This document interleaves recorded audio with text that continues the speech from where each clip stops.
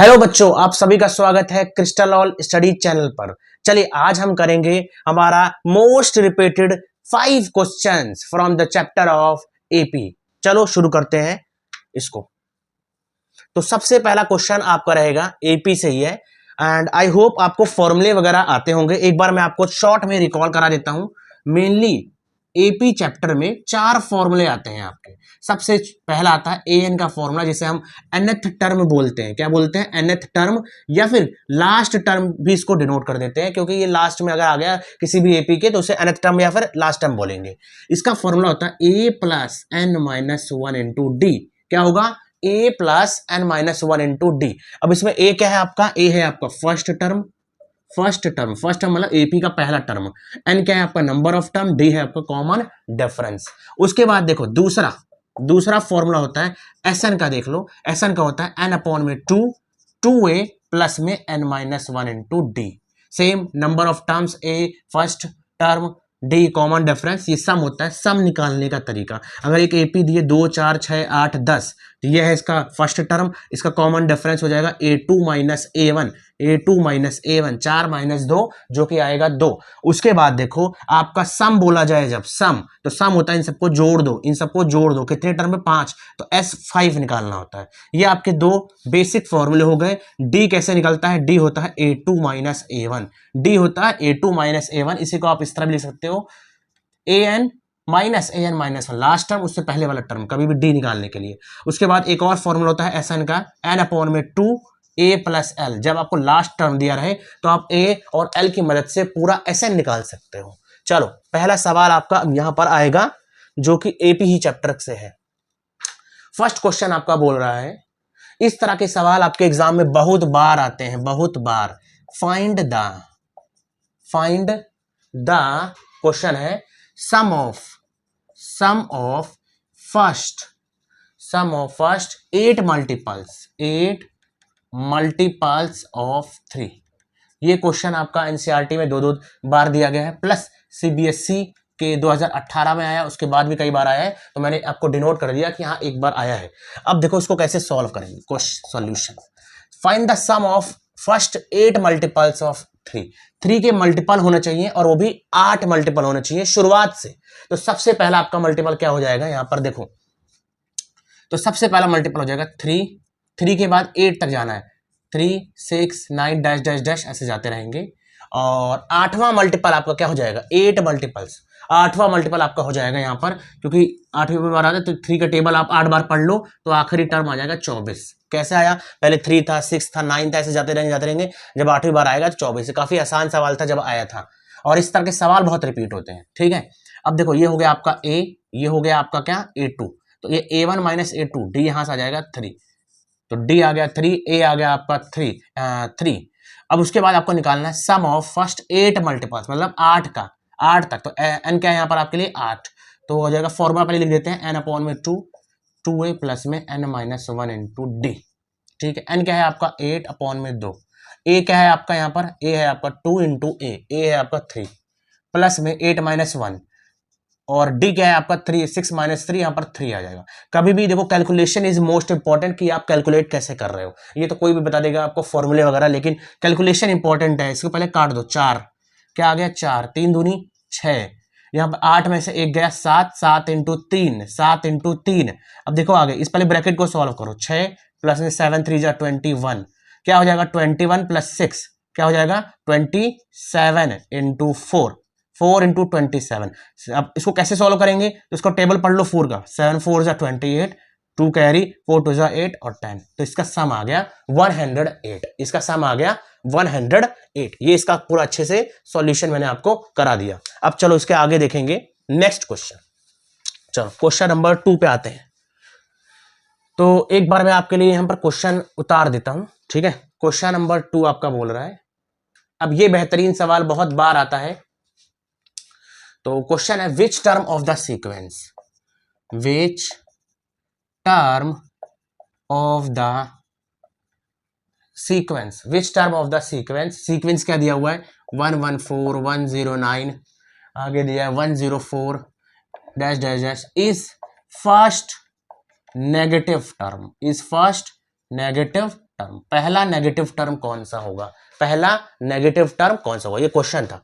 अब इसको सॉल्व कैसे करेंगे, कभी भी आपको याद रखना है कि फर्स्ट नेगेटिव टर्म का कॉन्सेप्ट आ जाए तो क्या करना है, देखो कोई भी एपी ले लो, दो, अब एक एपी ले लो, फर्स्ट नेगेटिव टर्म बनाना है, इसका मतलब हमको जाना है डिक्रीजिंग एपी। डिक्रीजिंग एपी मान लिया मैंने, 4 गया, 2 गया, 0 गया, फिर आएगा -2, फिर आएगा -4, ये एक एपी बन रही है जो कि डिक्रीजिंग है, घट रही है, प्लस इसका जो डी है वो क्या हो रहा है, 2 का ही है, तो -2 का है, -2 -2 -2 होता जा रहा है। आपसे पूछा गया पहला नेगेटिव टर्म, तो पहला नेगेटिव टर्म इस एपी में क्या है, ये वाला। और ये हमेशा आपको याद रखना है कि जो फर्स्ट नेगेटिव टर्म होगा भाई वो हमेशा 0 से छोटा होगा, तभी तो वो फर्स्ट नेगेटिव टर्म कहलाएगा, माइनस का कहलाएगा। जब माइनस का पहली बार आएगा तो किससे पहले कोई ना कोई इससे 0 ही आएगा, तभी वो जाके माइनस में हो पाएगा। तो इसलिए आपको याद रखना है कि जो भी टर्म आते हैं, टर्म मतलब आपको एल ले लिया, इज ऑलवेज क्या होते हैं, less than 0, is always less than 0, is always less than 0, ये कंडीशन होती है किसकी, फर्स्ट नेगेटिव टर्म की। चलो अब आगे सॉल्व करते हैं इसको। अगर ये आपको समझ में आ गया कॉन्सेप्ट, कैसे लिखोगे सीधा, an इज लेस देन 0, कभी भी फर्स्ट नेगेटिव का आ जाए सवाल तो आपको हमेशा ये लगा लेना है, an इज लेस देन 0। अब an का फॉर्मूला अभी बताया मैंने आपको, a plus n minus 1 into D is less than 0, a plus n minus 1 into D is less than 0। a क्या है इस केस में आपका, साफ साफ आपको दिख रहा है 114, प्लस n क्या है आपका, अब n आपको नहीं पता है, n आपको नहीं पता है तो n आपको ऐसे रखना है। d क्या है आपका, d यहां पर क्या है, तो इसको माइनस कर लो, 109 में से 114 कितना आ जाएगा, माइनस का आएगा, और ये कितना आएगा, माइनस का 5 इज लेस देन 0।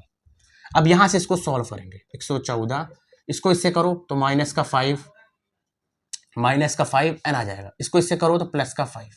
अब यहां से 114 प्लस ये 5 तो 119 minus 5n less than 0।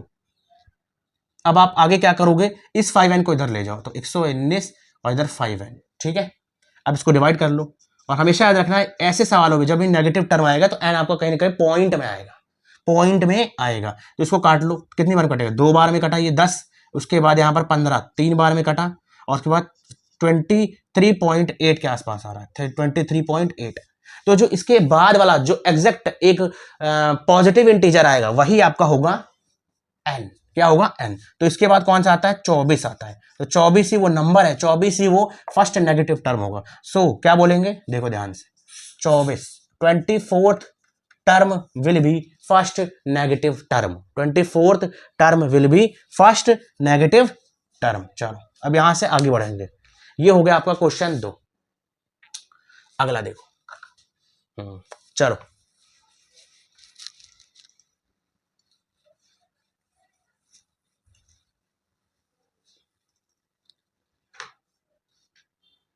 Question तीसरा क्या कह रहा है, देखो क्वेश्चन कह रहा है आपका angles of triangle, angles of triangle are in AP, are in AP, angles of triangle are in AP if the smallest angle, if the smallest angle is 45 degree, if the smallest angle is 45 degree, find the largest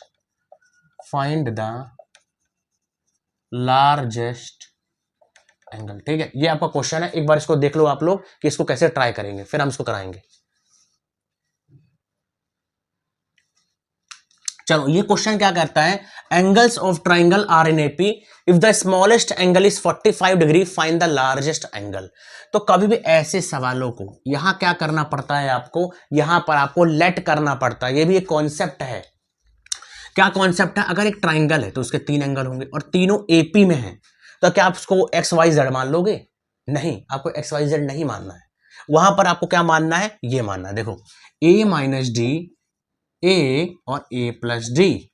अब समझ लो आपका ये दूसरा term a था, तो इससे पहले वाला टर्म क्या रहा होगा, a माइनस डी रहा होगा, क्योंकि हमेशा क्या करते हैं, माइनस डी करते हैं। इसके बाद वाले टर्म के लिए क्या करेंगे, a प्लस डी करेंगे। अब ये तीनों क्या हो गए, एपी में हो गए, तीनों क्या हो गए, एपी में। और हमेशा याद रखना है कभी भी ऐसे सवाल आ जाए यहाँ 3 एंगल रखते हैं, 3 चीजें आपको माननी हो, तो आप क्या मानोगे, a माइनस डी, a और a प्लस डी। तो क्या लिखेंगे, let the angles of triangle be, क्या बोल देंगे, a minus d, a plus d. अब यहां से आपको पता होना चाहिए कि a माइनस डी, ए और ए प्लस डी, इन तीनों को जोड़ेंगे, ये तीनों एंगल है, किसके एंगल है? ट्राइंगल के, तो इनका सम होता है 180 डिग्री।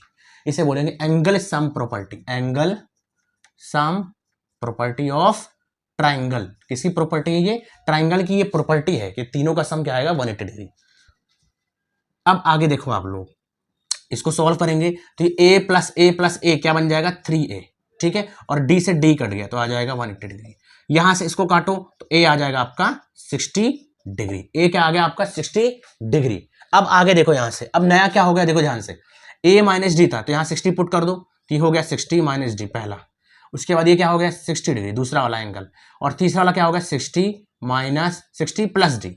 तो ये तीनों एंगल आपके सामने यहां रखे हुए हैं। आपको उसने एक चीज बताई है, क्या बताया है? कि आपका जो स्मॉलेस्ट एंगल है, स्मॉलेस्ट कौन सा है इसमें से? ये वाला, सबसे छोटा, फिर बीच का, फिर ये, तो ये वाला एंगल कितना है? ये वाला एंगल आपका 45 डिग्री। तो इसको पुट करेंगे तो 60 माइनस डी बराबर 45 डिग्री। तो डी को आप इधर ले जाओ और ये क्या हो जाएगा? 60 और माइनस 45 क्या आ जाएगा? 15। तो यहां से आपका डी भी आ गया। डी क्या आ गया? 15 डिग्री। ए क्या था आपका? 60 डिग्री। तो आप तीनों एंगल यहीं से बता दोगे। तीनों एंगल क्या रहने वाले हैं आपके? पहला था ए माइनस डी, तो ए माइनस डी क्या हो जाएगा?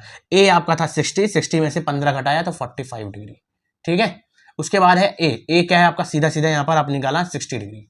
उसके बाद ए प्लस डी, ए प्लस डी क्या हो जाएगा? 60 डिग्री प्लस 15 डिग्री क्या हो जाएगा? 75 डिग्री। तो 45 डिग्री, 60 डिग्री, 75 डिग्री, ये तीनों एंगल आपके यहां पर आ गए, ठीक है। आई होप ये आपको समझ में आया होगा। मेन कॉन्सेप्ट क्या है? ये कॉन्सेप्ट है कि क्या मानना है, ए माइनस डी, ए और ए प्लस डी, ठीक है। ये आपको बिल्कुल अच्छे से याद रखना है। इसी तरह अगर आपको क्या करना हो, आप कुछ ऐसा मान लो कि आपको 4 टर्म मानने हो, 4 टर्म, तो 4 टर्म आप ये मान सकते हो, ए माइनस 3d, ए माइनस डी, ए प्लस डी और ए प्लस 3d। ये आपके हो गए 4 टर्म। ये 4 टर्म के लिए थे और ये वाला आपके 3 टर्म के लिए। ऐसा क्यों मानते हैं? ताकि देखो आपका डी से डी कट जाए और ए आ गए इजिली। यहां पर भी क्या हो जाएगा? डी से डी कट जाएंगे सारे और बचेगा ए, तो आप वेरी इजिली इसको भी निकाल सकते हो। ये हो गया आपका थर्ड क्वेश्चन। चलो अब इसके आगे करेंगे next question.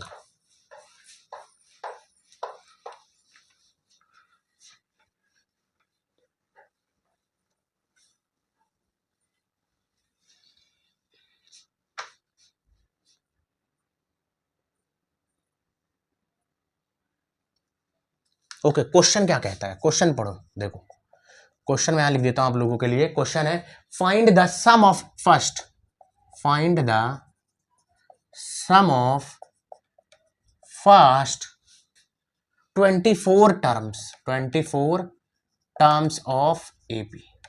Find the sum of 24 terms of AP. AP कौन कौन सा? A1 दिया है, A2 दिया है, A3 दिया है, A4 दिया है, डैश डैश डैश ऐसे, ठीक है। और उसके बाद एक कुछ चीज आपको दिया है, A1 प्लस क्या दिया है? A1 plus A5 plus A10 plus A15 plus A20 plus A24, ये आपको दिया हुआ है 225, ये आपको गिवन है। अब आपसे पूछा गया find the sum of 24 terms, find the sum of 24 terms. अब आप इसको कैसे निकालोगे? सबसे पहले यहां क्या कॉन्सेप्ट इस्तेमाल हो रहा है ये आपको समझने की जरूरत है, वरना बच्चा इसको लेके बैठा रहेगा लेकिन वो कभी भी निकाल नहीं पाएगा। वो शायद से उसको ओपन करे फिर शायद से कुछ आ जाए, लेकिन यहाँ इक्वेशन भी नहीं बन रही दो कि आप ए और डी निकाल सको, ठीक है। तो आप क्या करोगे इसको समझने के लिए? देखो मैं आपको बताता हूं, ये अगर एपी है 2, 4, 6, 8, 10 और 12, ये एक एपी है, दो का इसमें गैप है तो ये कॉमन डिफरेंस है दो का। तो आप ध्यान से देखो, A1 ये है, A6 ये है, A2 ये है, A5 ये है, A3 ये है, A4 ये है। इसको जोड़ो, ध्यान से देखो, 2 को 12 से जोड़ा, 2 को 12 से जोड़ा 14 आ गया। A1 प्लस A6 क्या आ गया? 14। इसी तरह 10 को 4 से जोड़ो तो क्या आ जाएगा? 10 को 4 से तो ये हो जाएगा A2 प्लस A5 क्या आ जाएगा यहाँ पर? 14। फिर से अब इसको जोड़ लो तो यहाँ पर हो जाएगा A3 प्लस A4, ये क्या हो जाएगा? 6 प्लस 8 14। तो आपको ध्यान से दिख रहा होगा यार, जो पहला वाला टर्म है और जो आखिरी वाला टर्म है इसका सम बराबर है इसके बाद वाले और इसके पहले वाले टर्म की। वैसे एक सीरीज चल रही है, ये पहला आखिरी दोनों का सम बराबर होगा, इधर से दूसरा और पीछे से लास्ट से दूसरा वाला, ठीक है। तो इधर से तीसरा हमेशा सम बराबर आता है। ये एपी, ये कॉन्सेप्ट है कि सम बराबर आता है, आपके सामने है। तो वही कॉन्सेप्ट यहाँ पे लग रहा है। क्या लग रहा है? The sum of the first term and the last term are equal. ठीक है, द सम होता है वो इक्वल होता है दूसरे उसके प्रीवियस टर्म्स के। ये आपका कॉन्सेप्ट हो गया। अब आगे इसको कैसे सॉल्व करेंगे।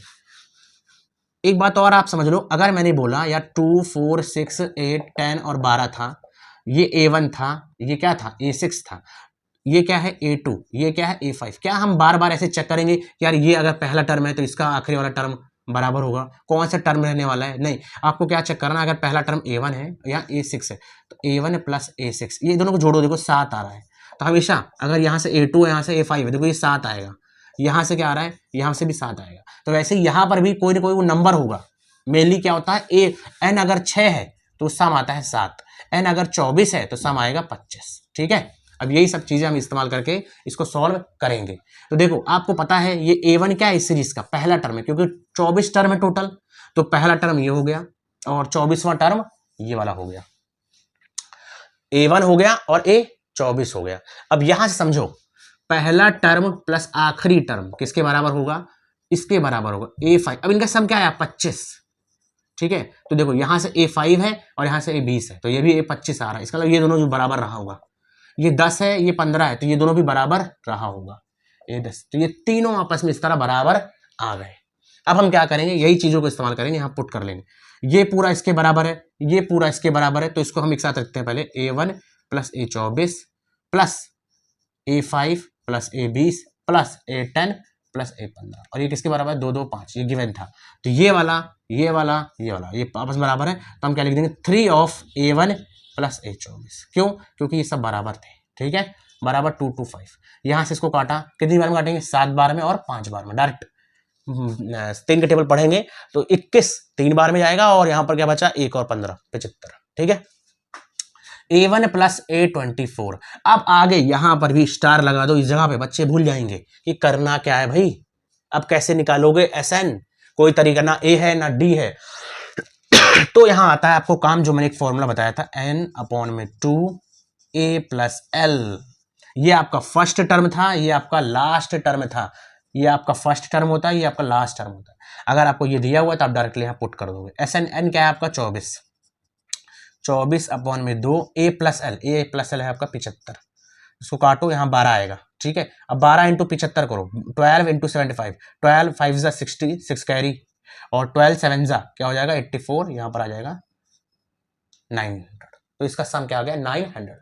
ठीक है, चलो इसका सम आ गया आपका 900। ये आपका था वेरी इंपॉर्टेंट क्वेश्चन। यहाँ दो चीजें थी, ये सम जो होता है from the beginning and from the end are equal to the previous ones, और सेम यहाँ पर भी कॉन्सेप्ट, कौन सा फॉर्मूला लग रहा है, इसका आगे क्या करें। ठीक है, चलो अब आगे इसका एक और क्वेश्चन करेंगे, इसके बाद इसको मैं अब हटा देता हूं।